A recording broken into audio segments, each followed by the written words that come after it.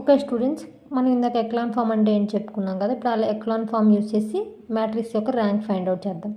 So ఇచ్చిన matrix ఇది 2 3 4 5 3 4 5 6 4 5 6 7. ఇప్పుడు R1 రోస్, ఇవి కాలమ్స్ కదా, రోస్. R1 అట్లానే ఉంచేసి R2ని జీరో చేయాలి. జీరో చేయాలంటే R2 మైనస్ R1 చేయాలి.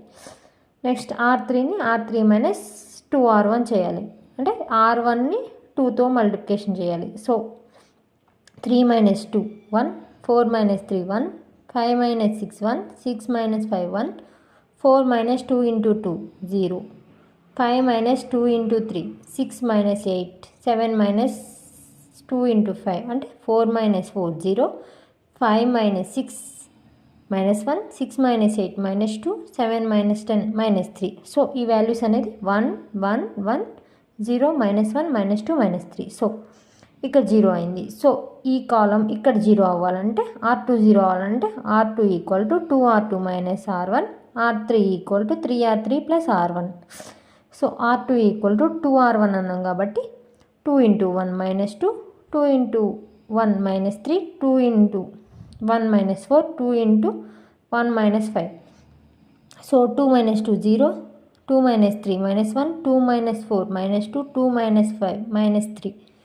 నెక్స్ట్ R3 అంటే 3 ఇంటూ R3 అన్నాం కాబట్టి 3 0 0 plus 2 minus 3 plus 3 0, 3 into 2 minus 6 plus 4 minus 2 minus 9 plus 4 equal to minus 4. So ఈ వాల్యూస్ అనేది ఇక్కడ సబ్స్టిట్యూట్ చేస్తాం. సో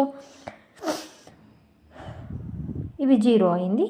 నెక్స్ట్ ఇక్కడ జీరో అవ్వాలి కాబట్టి R3 జీరో అవ్వాలి. So R3 equal to R3 minus R1, R3 equal to ఇది R3 మైనస్ R1 చేయాలి. సో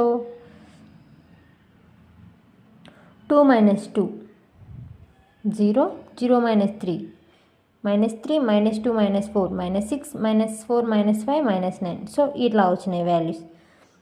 ఇట్లా వచ్చిన 0 3 6 9 వాల్యూస్ అనేది రాసుకొని నెక్స్ట్ ఏం చేయాలి, ఈ R3 ఉంది కదా, ఈ R3ని జీరో చేయాలంటే R3 minus 2 into 3 into R2, R2ని 3తో మల్టిప్లికేషన్ చేయాలి. సో ఇట్లా చేస్తే ఇవి జీరోస్ అయితే. సో 0 0 వచ్చినాయి కాబట్టి అసలు ఎక్లాన్ ఫామ్ అంటే ఏంటి, నాన్ జీరో రోస్. ఈ జీరోస్ వచ్చినాయి కాబట్టి నాన్ జీరో రోస్ ఏంటి, ఇది. So rank 2. Okay, understand.